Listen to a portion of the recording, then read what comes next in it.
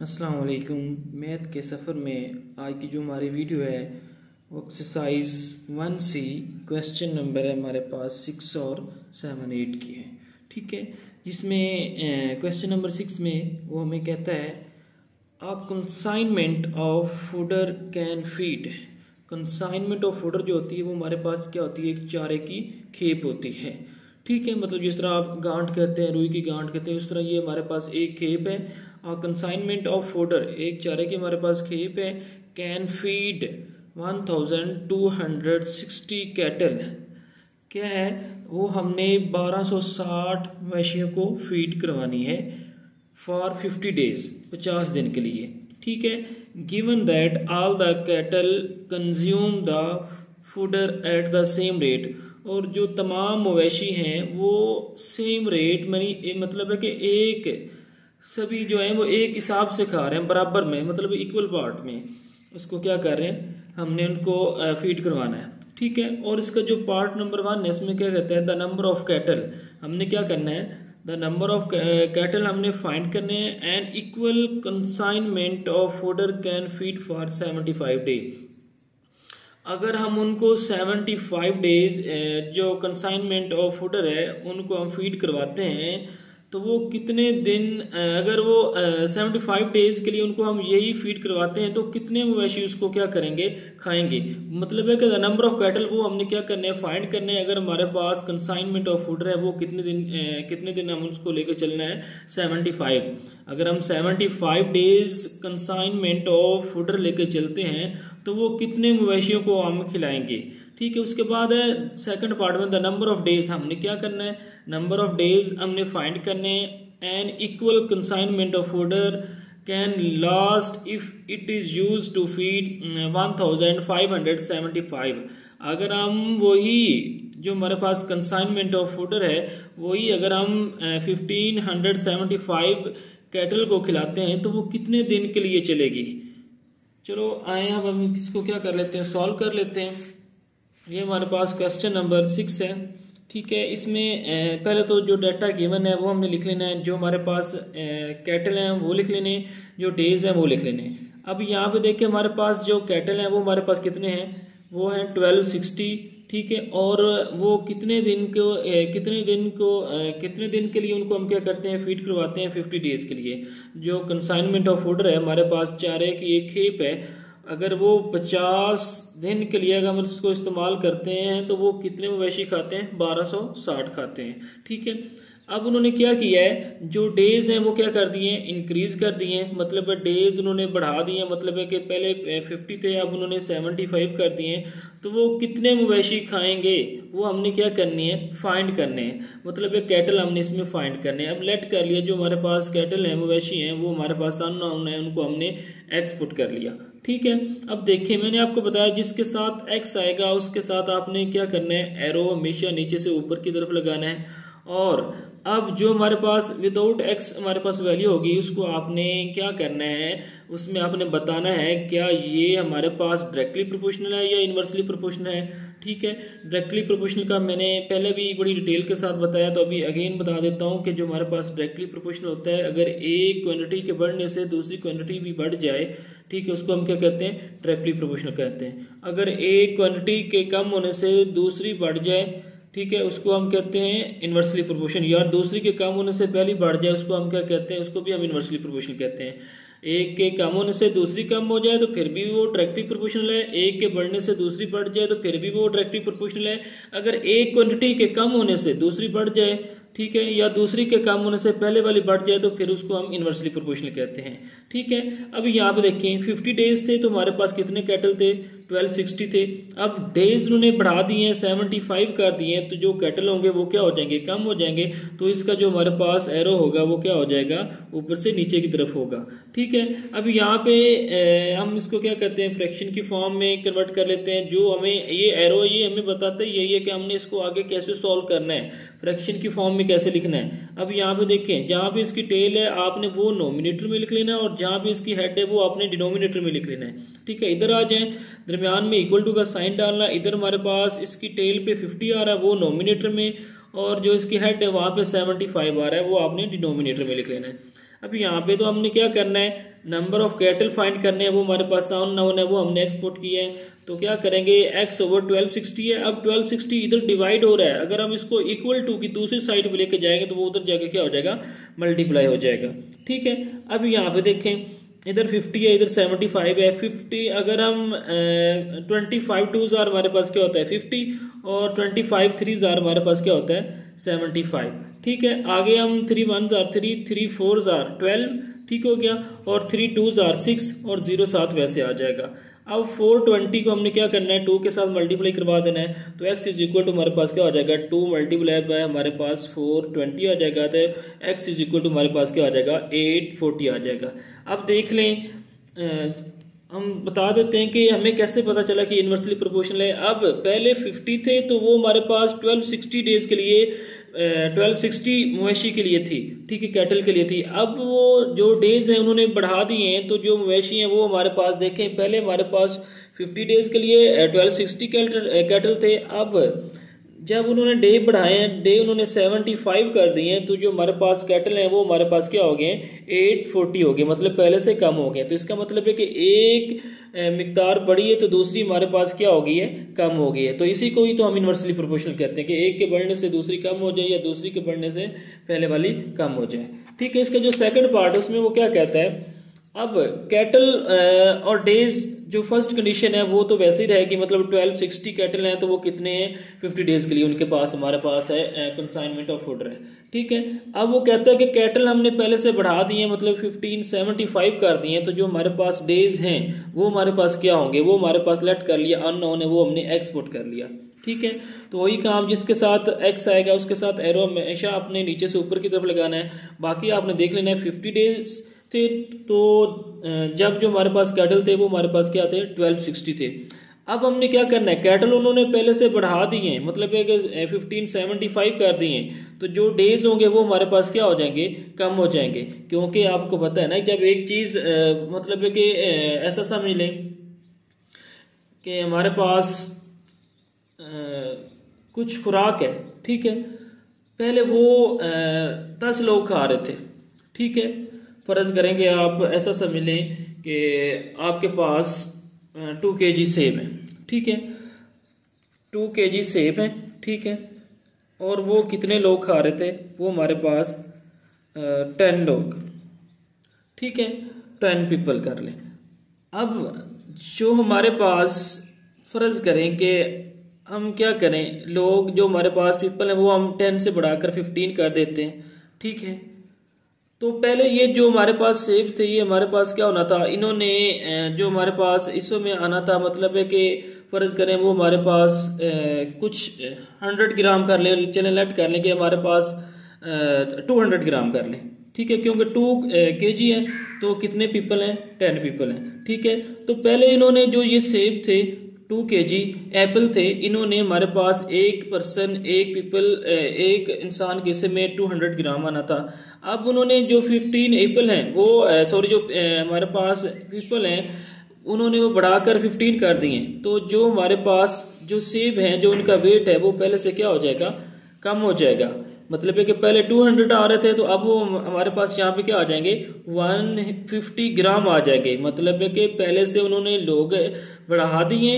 ठीक है, और जो हमारे पास खुराक थी, मतलब है कि फ्रूट थे एप्पल थे वो वही हैं। जब एक चीज़ बढ़ रही है तो दूसरी कम हो रही है, तो इसको हम क्या कहते हैं, इन्वर्सली प्रोपोर्शनल कहते हैं। तो इधर भी वही कंडीशन है, मतलब है कि 50 डेज है तो हमारे पास कैटल कितने थे 1260 थे।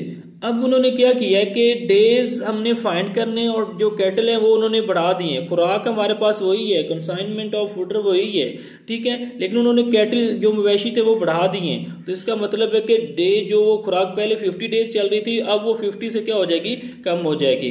जब एक वैल्यू बढ़ती है दूसरी कम हो जाती है तो उसको हम क्या कहते हैं, इन्वर्सली प्रोपोर्शनल। जो इन्वर्सली प्रोपोर्शनल का साइन होता है, जो एरो होता है वो ऊपर से नीचे की तरफ होता है। अब हम इसको फ्रैक्शन की फॉर्म में कन्वर्ट कर लेंगे तो ये x/50 हो जाएगा, विच इज इक्वल टू हमारे पास क्या हो जाएगा, इसको देखें इसकी टेल पे हमारे पास 1260 आ रहा है तो उसको नोमिनेटर में जहाँ पे हेड है वहाँ पे 1575 और उसको डिनोमिनेटर में क्या करेंगे 50 इधर डिवाइड हो रहा है तो दूसरी साइड पे जाके क्या हो जाएगा, मल्टीप्लाई हो जाएगा। ठीक हो गया, तो ये हमारे पास क्या आ जाएगा, x is equal to 1260/75 multiply by 50। ठीक हो गया। अब यहाँ पे देखें, यहाँ पे अगर हम इसको 5 के टेबल पे कट कर लें, 3 5s are 15, यहाँ पे 7 है, 5 1s are 5, 2 बच गया, 2 को 5 के साथ मिलाया, 5 5s are 25, ठीक है। इधर 5 10s are हमारे पास क्या होता है 50। अब 12 60 को आपने मल्टीप्लाई करना है 10 के साथ, और 3 15 इसके नोमिनेटर में है वो वैसे ही आ जाएगा। अगर आप कट नहीं करना चाह रहे 12 60 को मल्टीप्लाई करेंगे 50 के साथ और डिवाइड कर दें 15 75 के साथ, तो फिर भी हमारे पास आंसर यही आ जाएगा। अगर कट करना चाहते हैं तो कट कर भी सकते हैं। तो 12 60 को मल्टीप्लाई किया 10 के साथ, तो ये हमारे पास 12,600 आ जाएगा, डिवाइडेड बाय हमारे पास 315 है। जब 12,600 को 315 पे डिवाइड करेंगे तो ये हमारे पास आंसर आ जाएगा 40 डेज, ठीक है। तो ये हमारा जो क्वेश्चन नंबर है 6 है वो कंप्लीट हो गया। तो अब हम चलते हैं क्वेश्चन नंबर 7 की तरफ, ठीक है। उसमें वो हमें क्या कहता है, एट आ स्पोर्ट कैंप, एक हमारे पास स्पोर्ट कैंप है, there is sufficient food for 72 athletes, उसमें जो खुराक है वो कितने लोगों के लिए है, वो 72 एथलीट्स खिलाड़ियों के लिए है, टू लास्ट 6 डे, 6 दिन के लिए, ठीक है। If 18 athletes are absent from the camp, अगर उनमें से 18 जो एथलीट हैं, खिलाड़ी हैं, वो एब्सेंट हैं, ठीक है। How many more days can the food last for other athletes, अब वही खुराक दूसरे खिलाड़ियों के लिए कितने दिन के लिए चलेगी, स्टेट द अजम्पशन मेड, और आपने क्या करना है अजम्पशन भी बतानी है, ठीक है।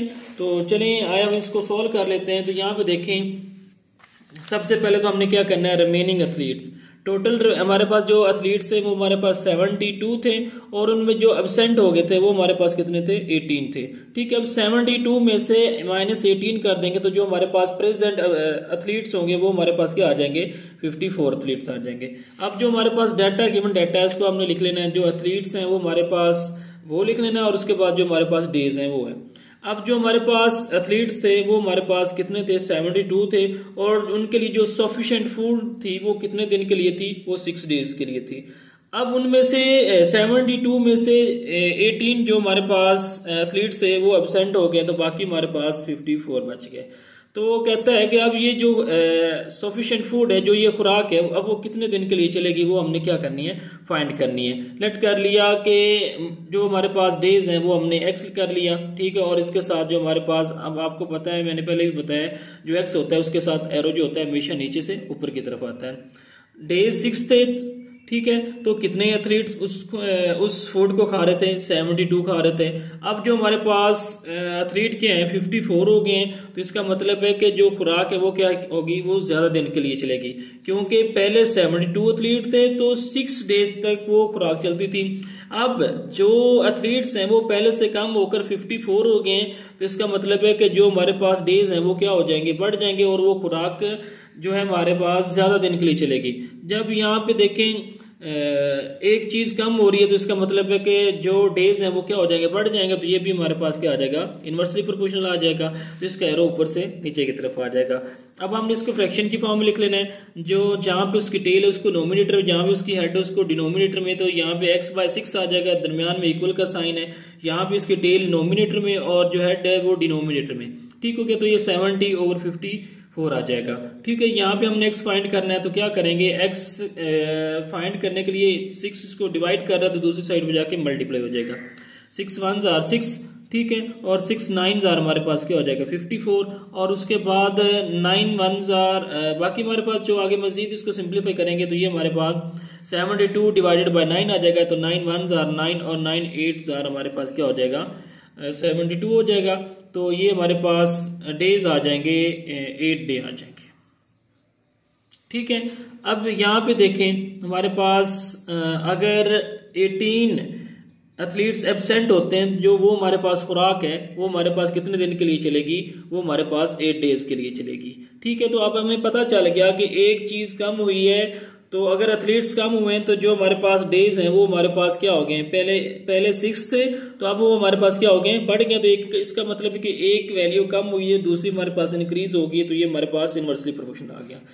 अब हमने क्या करना है, additional days the food lost, अब वो दिन बताने हैं कि कितने दिन वो खुराक जो है वो ज्यादा चलेगी। तो जो हमने डे फाइंड किए हैं उसमें से क्या करेंगे, जो हमारे पास ऑलरेडी डेज थे उनको हमने क्या कर देना है, सब्ट्रैक्ट कर देना है। तो जो डेज हमने फाइंड किए वो हमारे पास 8 है और जो हमारे पास ऑलरेडी थे वो हमारे पास कितने हैं, वो हमारे पास 6 थे। तो क्या करेंगे, 8 में से -6 करेंगे तो ये हमारे पास क्या आ जाएगा, 2 आ जाएगा। तो जो हमारे पास अजम्पशन होगी वो हमारे पास क्या हो जाएगी, all athletes consume the same amount of every day. तो इसमें जो हमारे पास अजम्पशन है कि तमाम खिलाड़ी जो हैं वो एक जैसे ही जो अमाउंट ऑफ फूड है या हमारे पास खुराक की मिकदार है वो एक जैसे ही खाएंगे। ठीक हो गया, तो ये हमारे पास क्या आ गई, अजम्पशन आ गई। अब हमारे पास क्या है, क्वेश्चन नंबर 8 है। ठीक है, उसमें हमने क्या करना है, if z is inversely proportional to x। ठीक है, जो z है वो किसके इनवर्सली प्रोपोर्शनल है, x के, and z is equal to हमारे पास क्या है, 5 है। When x is equal to हमारे पास 7 है, find the value of x when z is equal to हमारे पास क्या है, 70 है। हमने क्या करना है, जो z है वो किसके इनवर्सली प्रोपोर्शनल है, x के, और जो z की वैल्यू है वो हमारे पास क्या है, वो चीज इक्वल टू हमारे पास 5 है। When x is equal to हमारे पास 7 है, find the value of x। अब हमने x की वैल्यू फाइंड करनी है व्हेन z जो है वो हमारे पास किसके इक्वल है, 70 के इक्वल है। चलिए अब हम इसको सॉल्व कर लेते हैं। ठीक है, तो क्वेश्चन नंबर हमारे पास 8 है। ठीक है, तो since z is inversely proportional है तो यहाँ पे आपने क्या लिख लेना है, इनवर्सली प्रोपोर्शनल टू x। ठीक है, वो किसके प्रोपोर्शनल है, इनवर्सली प्रोपोर्शनल है, वो x के इनवर्सली प्रोपोर्शनल है। ठीक है, तो यहाँ पे इसको मैथमेटिकल फॉर्म में लिख लेंगे, z is inversely proportional 1/x। अब प्रोपोर्शनल का साइन खत्म किया तो दरमियान में इक्वल टू का साइन लगा के आपने क्या लगा देना है, k को आपने क्या कर देना है, इस मान के साथ मल्टीप्लाई कर देना। तो ये हमारे पास क्या आ जाएगा, k/x आ जाएगा। मतलब है कि ऐसे हमने पीछे z इज इक्वल टू हमारे पास k मल्टीप्लाई बाय 1/x हो जाएगा। ठीक है, अब k को 1 के साथ मल्टीप्लाई किया तो ये हमारे पास k/x आ जाएगा। ठीक है, तो ये हमारे पास, इसको आपने नाम दे देना है इक्वेशन नंबर 1 का। ठीक है, हेयर k इज कांस्टेंट, यहाँ पे जो k है वो हमारे पास क्या है, कांस्टेंट है।